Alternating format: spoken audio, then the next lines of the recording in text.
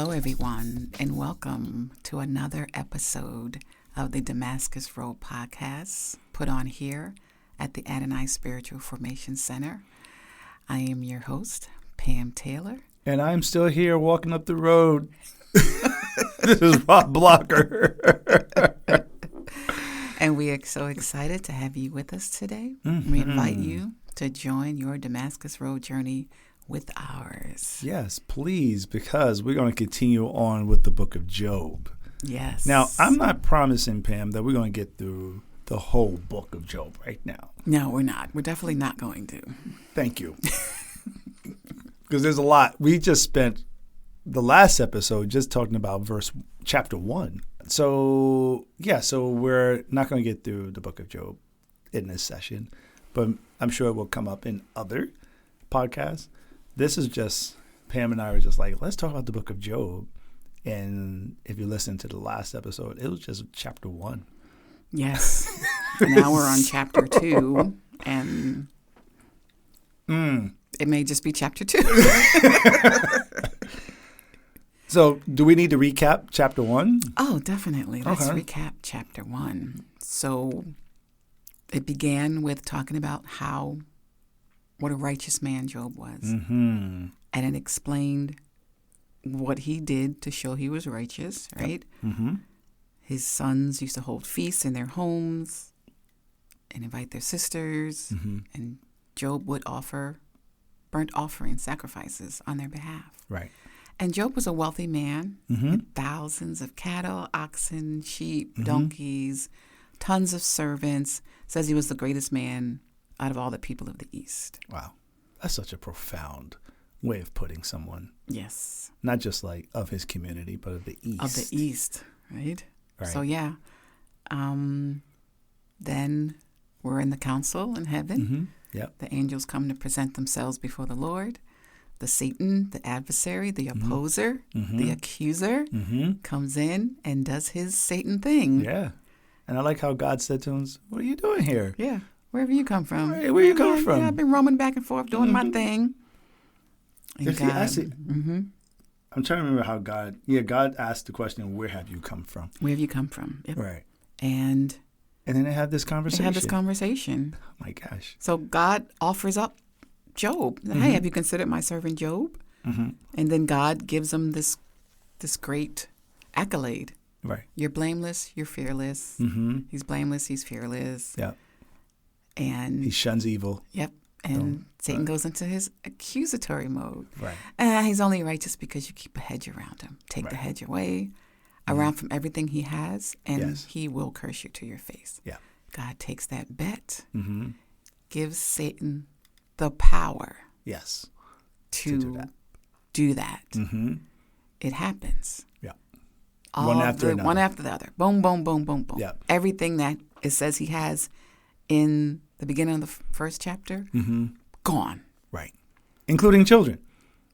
All 10 All children. of his children. Done. All of his servants. Yeah. Except the ones who escaped to tell the story, the horrible story. Right. And at the end of the chapter, Job remains righteous. Yeah. Tears his robe, shaves his head, and worships. Yes. The man laments, cries out to God. And then in all that crying out, he worshiped, yes. And then he said, praise be to God. Yep. Right? In all this, Job did not sin by charging God with wrongdoing. He said, may the name of the Lord be praised. And then did not curse him. Did not. Wow. Remained steadfast. Mm-hmm. Because, again, Satan said, if you take everything, but now stretch out your hand and strike everything he has, and he will surely curse you to your face. Yeah. And that did not happen. Did not. So here we are, beginning of chapter 2. So God won the bet. God won the bet. It's God 1, Satan 0. Yeah. Yes. If we're keeping score. Right. And I hope no one takes offense. We're calling it a bet. I mean, we're making light of it because it's truly remarkable. Right. That they had this exchange. Yes. Right. Because we don't think about that happens. Because when we read the book of Revelations, we hear like Satan was taken out of heaven, thrown out of heaven by the archangel Michael, etc.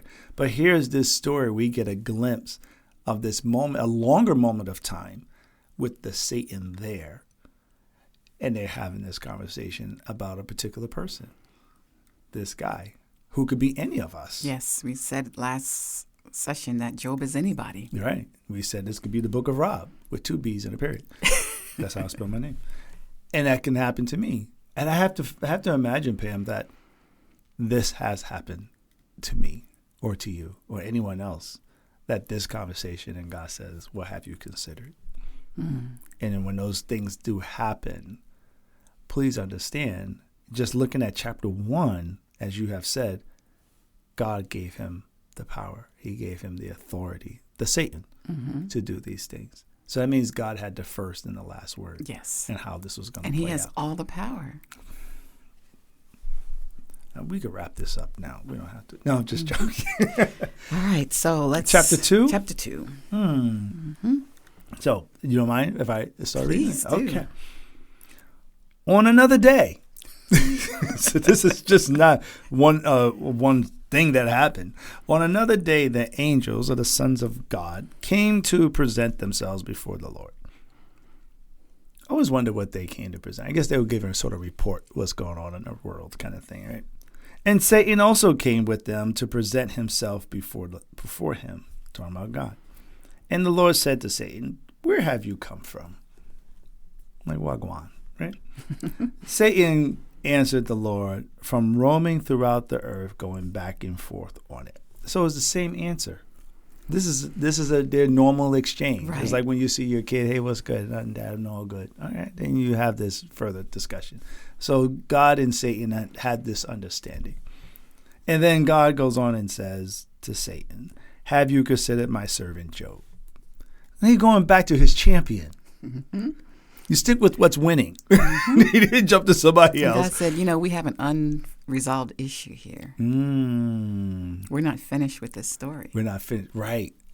I thought about that when we finished the first episode on Job. Mm-hmm. That even just reading it, if you didn't know there were more chapters, it's not over. Right. Because what's happening between Satan and God is ongoing, as we can see on another day. Yep. This comes up again. So who knows, like, the length of time, right? Right. But it does happen again. Yes. And God is willing to still hedge his bet on Job. Mm-hmm. Have you considered my servant Job? There is no one on earth like him. He is blameless and upright, a man who fears God and shuns evil. And that is exactly the same thing he said the first time about Job. Yes. He repeats it changed. word for word. Yes. And then he adds this next part. Yes. Go ahead. Because I was going to say that he called Satan out on his stuff from the first time, right? And he said, and he still maintains his integrity, though you enticed me. Incited me. I'm sorry. I always say entice me. I'm sorry. You incited me against him to ruin him without any reason. God's like, son? Look, did you forget the last time you rolled up in here?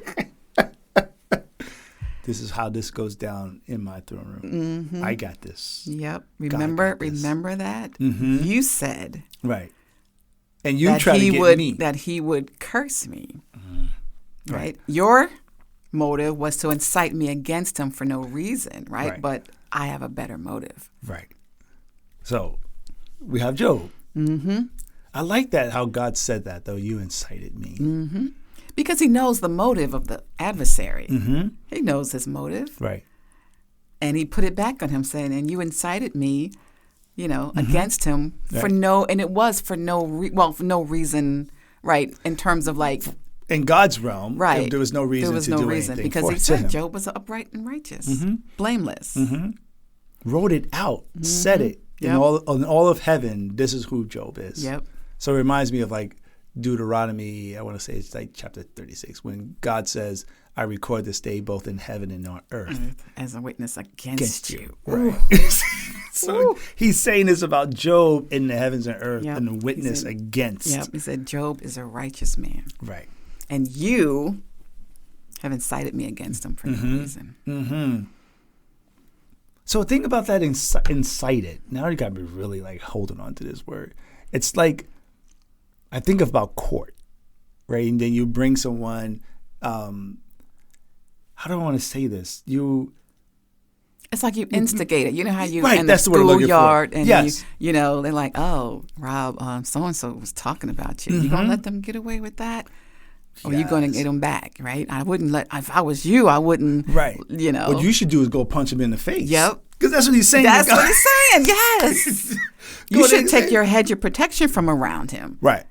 No, And better then yet, he'll curse. extend your hand and take everything he has. Tell him that to God. Yep. That's inciting God.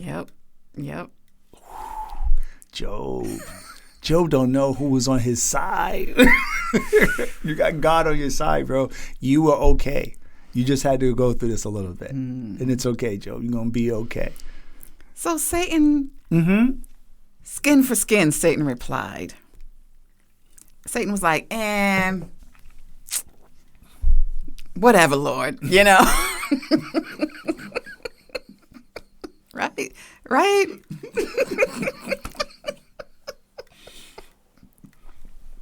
I should not drink anything while we're recording this show. I almost lost it. So Pam and I, we both come from rough neighborhoods.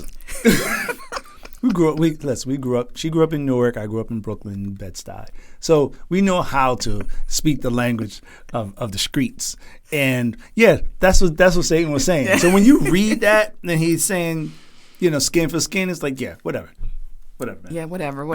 Like, dude, because not even for real.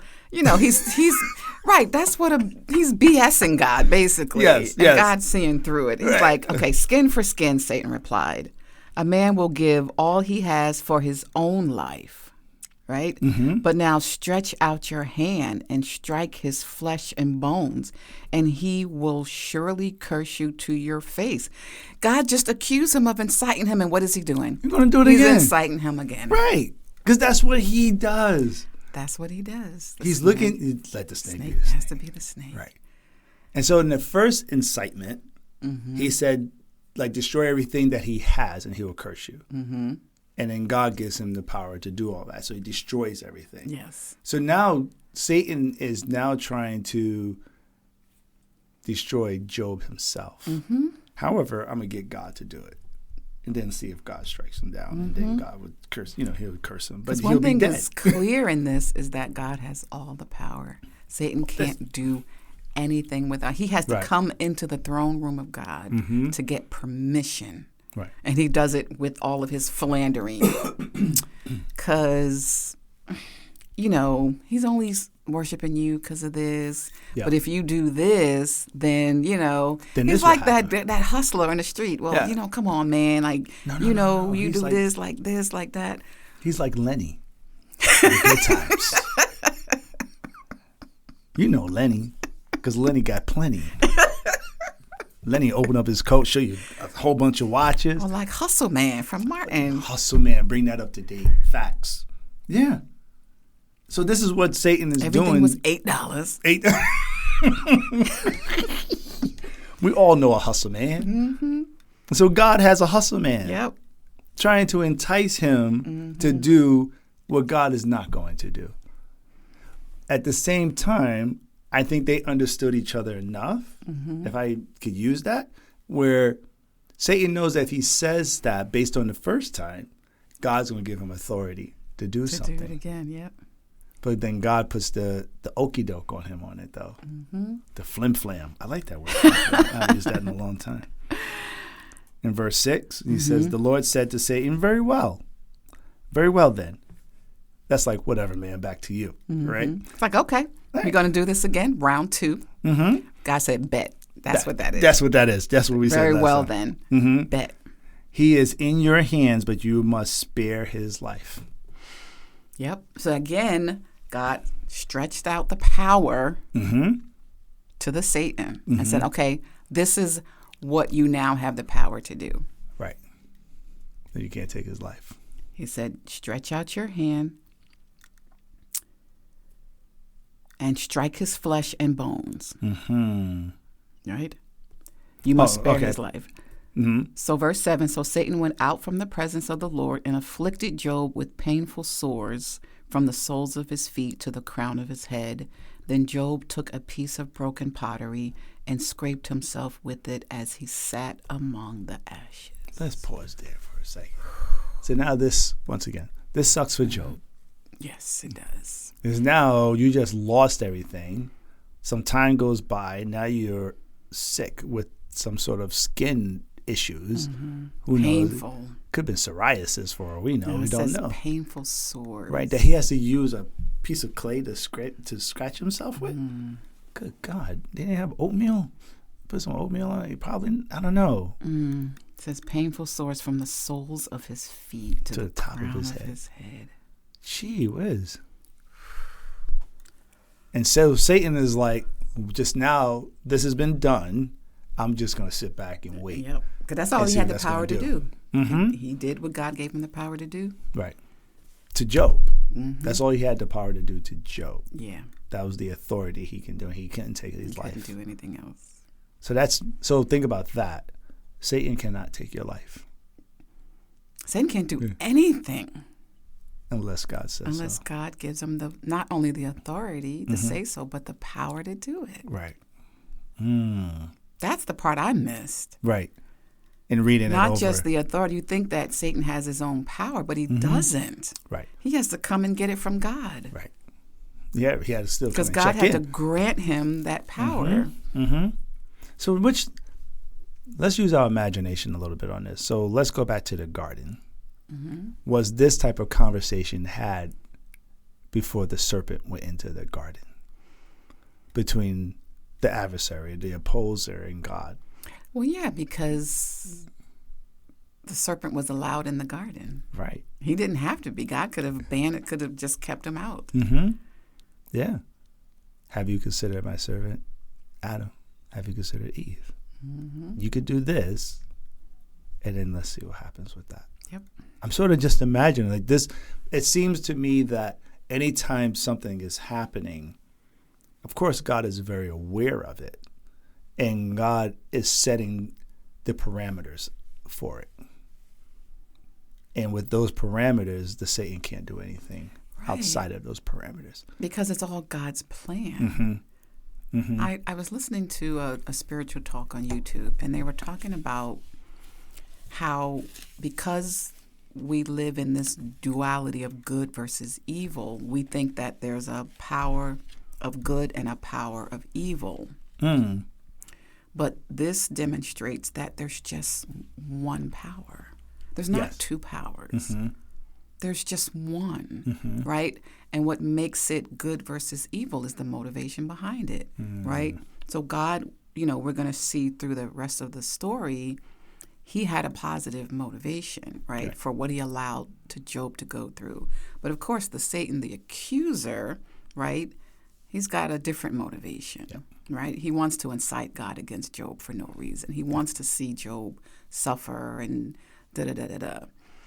But the power, the one power from God, allows that for his own reason. And we'll see that later on. So I think that's one thing I know I'm learning out of this. There's only one power. I remember, I was going to try to quickly look it up, but I was thinking of something else too. But I remember in the book of Isaiah, God says, I created good and evil. I have done those things. And I remember reading that a long time ago, and what I walked away with is that God is in control of both. Yeah. And even in, is it Joshua? I've set before you today blessings and curses. In Deuteronomy. On Deuteronomy, yes. I've set both of these before you. Right. I have. Yes. I've set blessings and curses, life and death. Choose life. Choose life, right? He gives you the answer, right? Yep. He gives you the test, multiple choice, and then gives you the answer. Yes. It was God who put the tree in the garden and told them not to eat of it. Right. So that's what makes me think this type of conversation that we see in Job 1 and 2 happened in the garden. And it happens, I'm sure, time and time again. So think about like Isaiah chapter 6. Isaiah finds himself in the throne room of God. And there is a seraphim that's there. And he sees the seraphim. And then Isaiah comes to a place to realize that he is of unclean lips and unclean life. And then the seraphim comes and heals him of those things. Mm-hmm. And then God cries out, who shall I send? Right. So these conversations are happening. Right, because a lot of things are happening. Think about what happened with Sodom and Gomorrah, right? It said he sent 2 angels to destroy the city. Right. Right? So those 2 angels probably went before God, right? Presented themselves in the throne room. We're using our imagination here. Yep. And God was like, I got a job for you. I need Sodom and Gomorrah destroyed. Right. Who's going to do it? Right. Right? And then he sends they're appointed. Yep. Right? And then they come back, present themselves before God. So did you complete your mission? Right. Yes, we did. Like I imagine that. Yes, That's my imagination. I'm not saying But I think that there's some scripture, evidence in that, because when the 2, it's so funny that when Abraham sees them, he sees 3. But when they approach him, it was 2. Ooh. And then they have a conversation. And Abraham is reasoning with them. I'm not going to say trying. He's reasoning with them. So this is part of who God is. He's willing to reason with you. He's willing to get you to change your mind and see things from his perspective. Because his perspective, as we see in Job, is a much different perspective. Right. Much different. Yeah. Much broader, wider perspective. Yeah.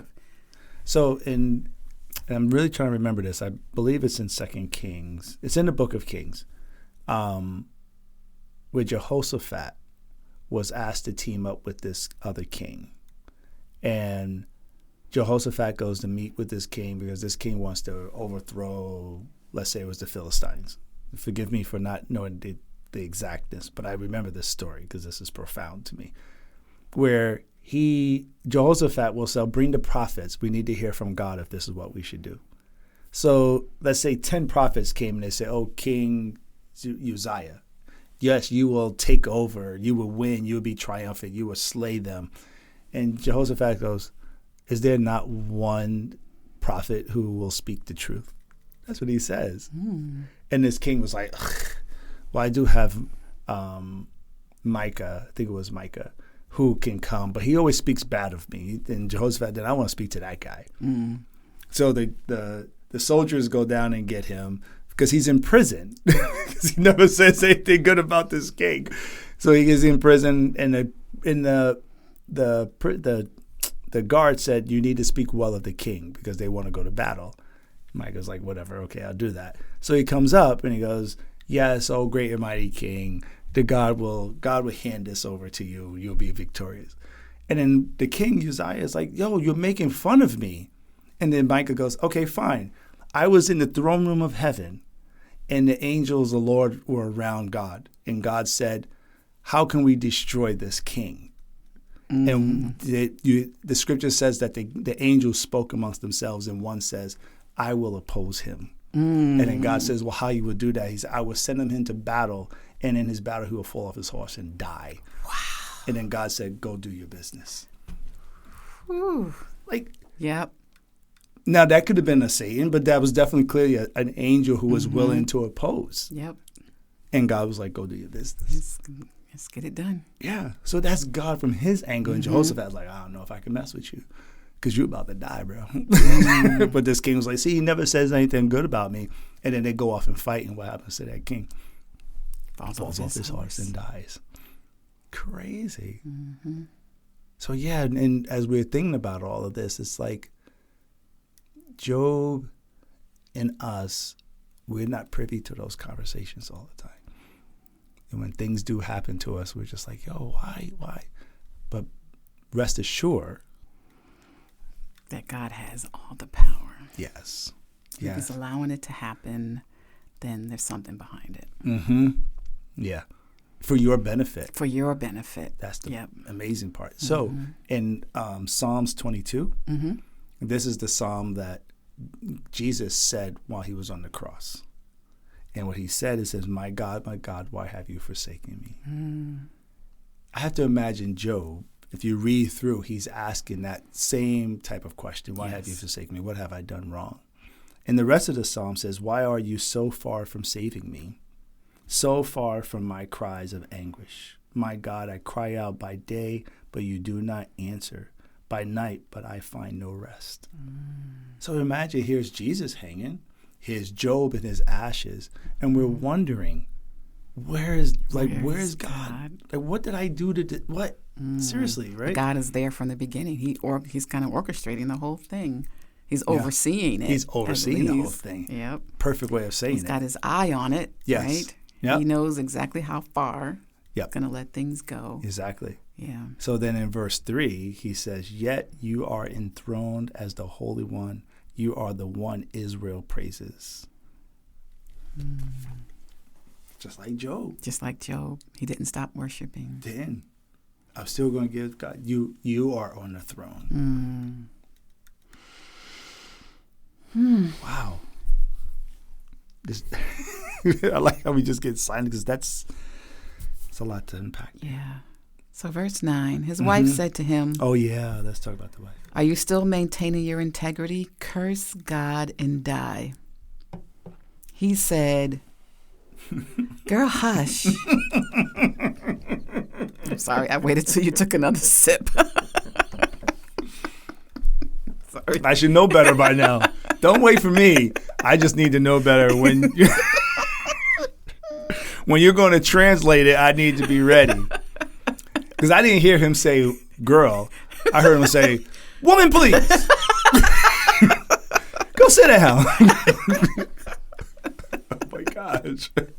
But he called her foolish. And so the translation of that is moral deficiency. You are talking like a foolish woman. Shall we accept good from God and not trouble? In all of this, Job did not sin in what he said. So Still, he's truth. He's suffering. From head to toe. It's one thing, right, when you lose your personal possessions, right? You can replace them. But when you face a sickness, right, we've all done an unexpected illness, right, or an unexpected malady or something that hits your body, then that really puts you in a different space. Yeah. It really it's so much different than like if you lost your job or something happened to somebody. When suddenly your body is afflicted. Right. And that's why different Satan story. said skin for skin. Skin for skin. Let's touch the skin and let's see what he does. Because he will stand up for anybody. But what about himself? And Job, God knew Job. He knew him. He knew Job better than Job knew himself. Yes, he did. And said to his woman, sit down. This is not what we're going to do. God gave us good. We'll accept the bad that comes our way. All praises be to him. My God, why have you forsaken me? Yet you remain on the throne, and you shall surely be praised. She said, curse God and die. She couldn't even stand like looking at him like, dude, just pack it in. Yeah. This is awful, Job. You got to, let's just get this over. Pack it in. Look at you. You're barely alive. Well, he's not living because he's too busy scratching himself. He has no cattle. He has nothing left. He has nothing. He lost everything. No, actually, he had 4 servants left. They probably left. Those 4, they probably were like, we're out because we don't want nothing else to happen. Yeah. I'm good, Job. Can I bounce? And Job is now really there by himself. Yeah. And now his wife is willing to even. And now his wife is like, look, this is a lot. Yeah. I don't blame her. No. I'm sorry. No. Right. Yeah. No, you don't gotta be sorry. That's real. Like, I can imagine what it looked like, what he had. Right, but we don't know what her relationship with. I mean, she probably wrote off of his relationship with God. And she may not have had her own. Right. So she's seeing all of this. My children are gone. We have nothing. Left. You have no wealth. Why are left. you still holding on to this faith in this God? Yeah. Look at you. Yeah. Shall we accept good from God and not trouble? And in all of this, Job did not sin in what he said. No. So that goes back to the first 2 books of wisdom, of Proverbs and Ecclesiastes. And because it speaks about the rain falling on the just as well as the unjust. Yeah. Calamity is going to come to anybody. It's not going to discriminate. And even as I say that, I'm just reminded once again that God is in control of it. Yeah, that is the amazing part. It's the orchestration of it all, right? We're getting the story of the orchestration of one man, right? We got 8 billion people on the face of this planet. Mm-hmm. Imagine how much orchestration you have to do. Because even I think about us as a nation, Mm-hmm. right? The conversations that are going on in the council Right. about the United States of America, Right. right? And the players that are at work Mm-hmm. and the purpose behind those players Yep. and their motives and their actions, right? On a national level, things that are happening on a global level, right? God is in control of all of that. Right. Of all of it. All of it. Right. He's in control of all of that. The orchestration taking place. I like how you said like his eye is on it. His eye, he doesn't He got take his his eye eye. on it. And I think there's a scripture about that too, probably somewhere in Psalm, right? Mm-hmm. It'll come back to you. Yeah, it'll come back to me. Yeah. But like his eye is on it. Like if you think about the description of the angels in like the book of Daniel, Yes. with the eyes all around, Yes. on the underneath the wings, on top of the wings, right? This winged creature with eyes all around. Yeah.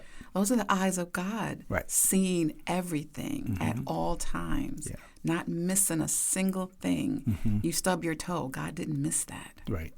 He didn't miss that. Right. So We when talk this about is like bottling your tears. I mean, like it's your. Oh, what was we just read this not too long ago about like how often we're thought of, and it's like the sands of the right, of the right, beach. and he counts every hair on your head, on your head, like. And in the book of Isaiah 46, he says like you're ever performing because I wrote your Name on in the my palm hand. of my Yep. hands.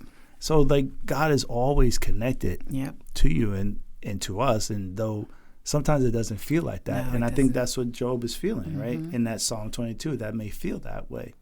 But what we're reading is the evidence that he is. Yeah, It just sometimes just doesn't feel that way. it doesn't. You know? And like you said, he wasn't privy to the conversation. And sometimes we're not privy because if we are privy, we'll miss the lesson. You're right.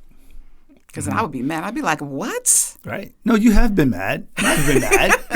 Because if you're right, you're just like, wait, y'all just having this conversation. And You got nothing better to do in the council? Right. No, they than to did. pick on me? Yes. Have you consider? And that's why it's beautiful, like when you read the second chapter, that God goes right back to Job. He didn't choose somebody else or have you chose, Jonathan. Or, no, let's go back to Job. Right, because he had won that first round of the bet. And Satan wasn't going to acknowledge it. And God was like, look, we have some unfinished business here. Right. Do you want to go another round? Yep. You want to hedge your bets? Right. And so just for the record, if you continue to read the book of Job, you don't hear from Satan ever again. Nope. He's gone. He's probably went off to see who else he could do. can get accused. So let's finish this chapter, and I think we can come to a conclusion on the matter, because then in verse 11 it says, when Job's three friends, Eliphaz the Temanite, Bildad the Shuhite, and Zophar the Naamathite, heard about all the troubles that had come upon him, they set out from their homes and met together by agreement. Oh, I like that. They came to support him, to go and sympathize with him and comfort him. When they saw him from a distance, they could hardly recognize him.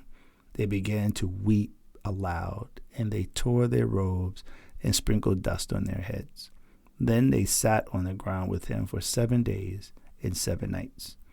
No one said a word to him, because they saw how great his suffering was. There's that number again. That's 7. The number 7. Mm-hmm. And depletion. Know what that came to mind? I wonder if he had smallpox. Because they didn't recognize him. Smallpox could be deforming. So I wondered. We probably never know. Yeah. But it doesn't matter. It just says it was painful sores, whatever it was. Smallpox. It was, chicken pox are like itchy and everything, but smallpox are deformative. But I was wondering. So his friends, he had 3 friends, and they came along, not privy to what just happened in the heavenlies, but they gave it a good shot. Just trying to help Job out. But I like that they agreed, and they came to sit with him for 7 days. And no one said anything, just to be with him. Because it doesn't say anybody else came. No. I mean, His wife, right, she said her goodbyes and was like, look, enough of this. Yeah. But doesn't his wife die at some point? Or no? I don't think we really hear anything I about think it. she packed her stuff and went on about her way. Honestly. So whatever they had left and was out. Oh, I guess we'll circle back to that and see what happened to the wife. Yeah. But these three friends, I appreciate them wanting to come and help them out. Yeah. And be with them. We need friends like that. Yeah. Right or wrong. And they said they sat for 7 days and didn't say anything because they knew he was suffering, and they just sat with him in his suffering. What a lesson there. Sometimes you just need to just be present to somebody. You don't got to give them a word and help them out. Yeah. That kind of thing. So the beginning of chapter 3, it says, after this, Job opened his mouth after the 7 days and cursed the day of his birth. Yeah. So even though up to this point, Job had not sinned, he was still human. And he began to express how much he was suffering. Right. And how much he felt unfairly judged. Right. Which, in a sense, he was, right? Yeah. Because even God says, you incited me against him for no reason. So, Job goes on this long, monologue. Yep. His friends, the next several chapters in the book are Job speaking, his friends speaking. Right. Well, you must have done something. Right. Job, I didn't do anything. I'm innocent. Well, they were accusing him too. The accusations were flying against him too, and he rebutted everything. Yep. He's like, nope. So maybe in some ways the Satan didn't go away, because then you have your friends who are doing these accusations. Yeah. I'm sure their heart was in the right space. Right. However, Job is letting you know, dude, I haven't done anything. Right. And he continues to go on and on. So this goes on for like 28 chapters of him rebuttaling everything that his friends say. And maybe the next podcast when we do Job, we could look at how Job saw his life. Because there's a chapter where he talks about what he did and how he sat in the gates of the city and made sure that the homeless had a home, those who were hungry had food, and people raved about him and all the things that he did. So that could be a fun little thing to go through. And then, of course, it brings us to he's asking God to answer my questions. Yeah. And then God comes along and says, no, you need to answer mine. Yeah. So this is, where God's purpose in this begins to show, because Job just continues on, and in chapter 29, it says Job continued his discourse. Now we're almost 30 chapters in, right? Yep. How I long for the months gone by, for the days when God watched over me. So he's still lamenting. Yeah. He's lamenting on and on and on and on. And who knows how long? We know 7 days have passed because they sat in silence. But how long was this lament? How long were the accusations were happening for Job? Yep. So then we get all the way to chapter 38 because a storm came. Yes. Yeah, who's in the midst of that storm? And it says, then the Lord spoke to Job out of the storm.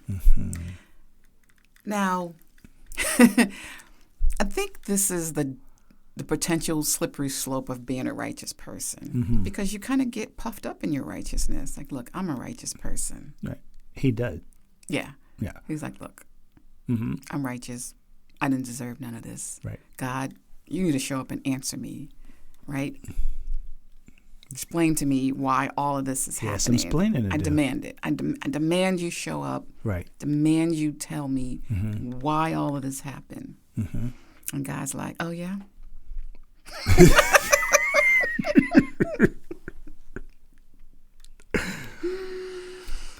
Okay. And then God goes on to say, so you need to answer my questions. And then the first question is, where were you? And then God goes on, and when I separated the heavens from the earth, where were you? When I put the heavens into the sky and I separated the waters on the earth. I mean, he just That's why I said he was mocking him. It's so Where poetic. were you when I laid the earth's foundations? Tell me if you understand. Who marked off its dimensions? Surely you know. Mm-hmm. Yep. Mind your business, Joe. Mr. Smarty Pants. Right, exactly. Mr. Smarty Pants, since you know so much, you tell me. It's important to know what Job was saying prior to that point. Because there is this point, like in chapter 26, he's very humbled. And he's saying, like, if I could find God, I could come into his counsel, and I know he would judge me rightly. But then as it goes on, he goes, all this suffering is happening to me because of God, and I'm bitter about it. Yeah. And then he goes into, well, these are the things that I did. So there's the proud, right? Mm-hmm. I'm puffed up. I did everything right. I'm like, who is he to do this to me? Right. He needs to answer my questions. Right. And Elihu is like one of his friends that comes along later. Is like, yo, bro, you should leave it alone, because God's just doing what God do. The snakes don't do what he do. God's doing what he do. But Job didn't want to hear it. He wanted to hear from God. Yeah, because he knew that it was all God's doing. Yes. Right? Mm-hmm. Because he believed in God like that, and he knew God had all the power. Yeah. He said, so it has to be God. So, like, I know, like you said, if I have an audience. Right. He said that. Because he felt separated from God at that point. Mm-hmm. Right? He felt apart from him, like God had just kind of forsaken him. Right. You know. But right, because all these things are happening because God is not with me. Right. I understand that. Yeah. He withdrew his hand from me. Yeah. Right. Which he did, in a sense. He gave the power to Satan to cause these things to happen. Right. But then God's like, I'm going to show up for my dude, right? But I got to straighten him out first. Right. We got to sort him out. I got to sort him out a bit. I have to, it's like your parents, like you're like, oh, why can't I go to this party? It's like, look, this is above your pay grade, right? I don't have to tell you why you can't go to the party. Right. Just know that you can't go. Well, it's not fair. My friends get to go. And it's like, I was like, do you pay bills here? You know, do you buy food? So do you think this is how God is? This is like modern day. This is God saying, "Do you pay bills here?" Right. Because He said, "Where were you when I framed out everything? Right. Were you there?" Right. Yeah. He's like, Yeah. in other words, I'm God, right? And I see this thing from a bigger vantage point than you, right? Absolutely. So you're not in a position to question me, right? God understood, though. He understood because he knew what he was going to do for Job. Right. But Job needed to understand something first. Right? He had to understand the sovereignty of a God. And it's not driven by our own righteousness. Right. It's Facts. driven by his. Facts. And Job was like, but my righteousness, I was like, no, it's not driven by your righteousness. It's driven by my own. So this is what makes it fascinating that it's one of the 3 books of the wisdom. Is when you look at Ecclesiastes, the writer says your righteousness is just filthy rags. It means nothing to God. Because it's not about you. The relationship is about us, about God and us, like getting together. And we was reading that in 2 Corinthians chapter 1, in around verse 20, where he talks about that Paul said that it is God that marks us, that he causes us to stand. He fills us with his spirit. It's nothing we did. So when you look at Job at somewhere around, like I said, chapter 26, and he's trying to like really sort this out, he says, well, daggone, I did all these things. I did these things. I'm feeding the homeless. I'm doing this. I'm making sure everyone is praising him.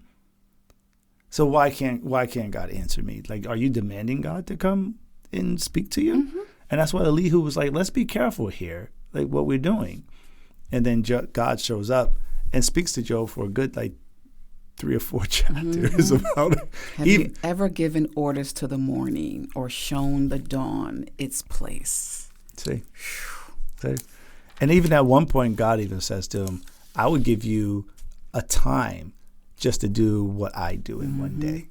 Do you know when the mountain goats give birth?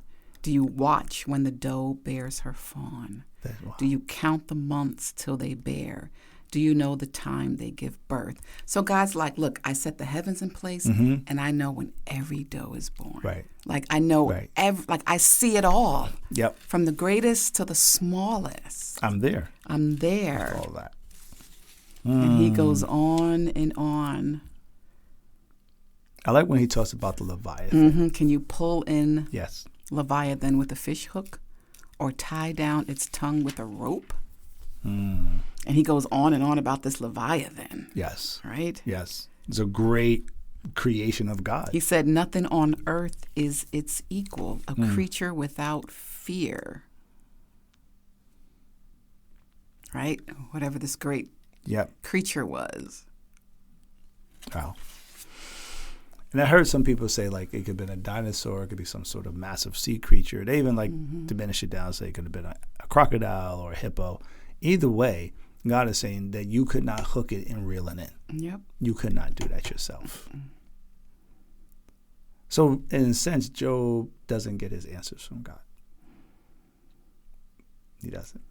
And God doesn't say, well, this is why this happened. Nope. Because he doesn't tell. Right. He doesn't tell him the story. He wasn't going to tell him the story. He showed him himself. He gave him this whole litany of. Because that was enough for God to show up and say, this is what I have done. This is me. That is answer enough. Yep. So like the Psalm 22, oh, my Lord, why are you forsaking me? Yet I know you are on the throne. That is the part that Job needed to understand where God stood, that he was on the throne, that he did these things. So to wrap up, chapter 42, right? Then Job replied to the Lord, I know that you can do all things. No purpose of yours can be thwarted. You asked, who is this that obscures my plans without knowledge? Surely I spoke of things I did not understand, things too wonderful for me to know. So pause there. Because this is the really great part of this whole story. But I'm remembering God said something to Job prior to this. And he says in chapter 40, will the one who contends with the Almighty correct him? Let him who accuses God answer him. And this is when God asked him to answer him. And then Job says, I am unworthy. How can I reply to you? I put my hand over my mouth. I spoke once, but I have no answer. Twice, but I say no more. So he's seeing the majesty and the awesome of God. And then I'll let you finish reading what you were there. So this is chapter 42, verse 4. You said, listen now and I will speak. I will question you and you shall answer me. And this is his conclusion. My ears had heard of you, but now my eyes have seen you. So he thought he knew God, right? He was a righteous man. He was upright. He thought he had an understanding of who God was. Yeah. My ears have heard of you. So he learned about it from someone. Yeah. Someone taught him. Right. Right. And he decided to take on the righteousness and the burnt offering sacrifices and things like that. But God showed up for him and said, look, this is who I really am. Right. And I love that part when he says, I have heard of you. And now I see you. Yep. Now my eyes have seen you. Right. That's a full understanding of who God is. And that was the gift. Right. That and was all of this. worth the all the loss. Right. To see God and to know him fully. And if you think about everything, all the trials we go through, that's the conclusion of the matter. Like that's what happens as we're coming out of it. Yep. Lord, I've seen you. I've seen you. I've seen you work. Yep. I saw you pull me out. I saw you orchestrate that. I saw you. Wow. And now you carry that knowing with you. Because now it's personal. Yes. It's not. And it's empirical, right? It's like, right? What's the name of our podcast? Damascus Road. Paul had an experience with Christ on that Damascus Road. Right. And here's Job having his experience, his transformation of understanding God as being God afar. I'm going to do these things. And then God shows up to him and says, here I am. Here I am. And so now I'm no longer hearing about you. You're no longer the God of Abraham, Isaac, and Jacob. Now you're my Father. Now you're my God. Yep. And that's the beauty of what Jesus was teaching, too. Jesus was teaching, it is my Father. It's personal. And so for Job, you're right. At some point, Job must have heard about God and said, oh, I'm going to live this way. Right. And God honored that, apparently. Yes. Right? But then he just elevated Job. Mm-hmm. He just transformed Job's life, where it wasn't this God that you heard about. No. We have a personal connection now. We have a deep personal connection. And then you look at verse 6, and Job just like totally submits to it there. Therefore, I despise myself and repent in dust and ashes. Forgive me. Yep. Right. And at the end of the story, chapter 42, verse 10, it says, after Job had prayed for his friends, like that's a whole nother podcast, right? The Lord restored his fortunes and gave him twice as much as he had before. And it says, all his brothers and sisters and everyone who had known him before came and ate with him in his house, and they comforted and consoled him over all the trouble the Lord had brought on him, and each one gave him a piece of silver and a gold ring. The Lord blessed the latter part of Job's life more than the former part. Mm-hmm. So now he had 14,000 sheep, 6,000 camels, 1,000 yoke of oxen, and 1,000 donkeys. He doubled it. And he had another 7 sons and 3 daughters. And it names the daughters, and it says they were the most beautiful women, and Job granted them an inheritance along with their brothers. Which is not cultural. No, it's not. Right. And the conclusion, after this, Job lived 140 years. He saw his children and their children to the 4th generation, and so Job died an old man and full of years. A good ending to this story. Yeah. Stick with it. The conclusion of the matter is stick with it. Stick with it. Trust that process. Yeah. Trust the process. Because God is in control. And in the transformation, I think this is, like you said earlier, this is sort of the essence of Damascus Road, is that you'll have this experience with God. You have this direct experience with God. Right. And it will transform you. Right. And that it's not this, what I heard. Right. No. I lived it. I know it to be true. I know it personally. Yep. Yeah. Wow. You just got to trust it. Oh, okay. Yep. I love this. Yeah. Wow. I think it's one of those things, like, if God wills it, we're still doing this podcast 4 years from now. We'll do this again, and we'll just see a whole nother piece of it. I mean, we didn't talk about like what the friends were saying, right, et cetera, et cetera. So there's things in there, but really just Job is us, and we are Job. And God has all the power. Yeah, He's orchestrating it, and sometimes it's above what we can mentally understand. Yep. So that's why we have to trust, right, and then allow God to show up. We don't get it. Our minds can't fathom. Right. Sometimes it honestly can't fathom, but God will show up and show Himself, and that's right, the gift of it. Right. You got God, and you got an understanding of Him in a brand new way. Yeah. I bet Job did not know anything about what God said to him, about the heavens and the earth and the animals and all those things. I bet he had like no clue. I think he did, but it needed to be put in perspective. You know, I think he had a clue, maybe like a little bit, because he did,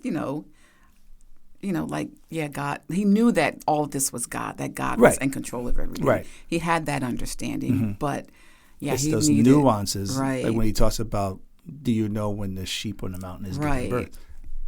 Why would he why would he know that? Like, the Leviathan, and then the rains, like who holds back the rains? Yep. God talks about those things and then lets them go. The snow, I mean, we have no idea. Yep. Scientifically today, we can understand it. But even then, sometimes the weathermen be like, it's going to rain today, and then it doesn't. We don't know what God's plans are. Right. And that's the beauty of just trusting it. It. Yep. And I think that's where Job came into, like, okay, I've heard of you. Now I see you. Now I see you. That was his transformation right there. Wow. Well, thank you Yeah. for walking with us on this part of Damascus Road. We hope you got something out of this. If so, leave us a comment. Please. Let and us like know and subscribe. what you got out of it. I hope you could take this conversation to your friends as well and dig into it this way as well. Yeah. We're so mellow right now. I just feel like our nervous system is just like, ooh, God got this. All right, then we're good. We're good. Wow. And we hope you all are out there good as well. Yes, absolutely. So with that being said, recorded live here in the Adonai Spiritual Formation podcast studio. Thank you for joining us. This is Rob Blocker. And I'm Pam Taylor. And until next time, thanks for listening.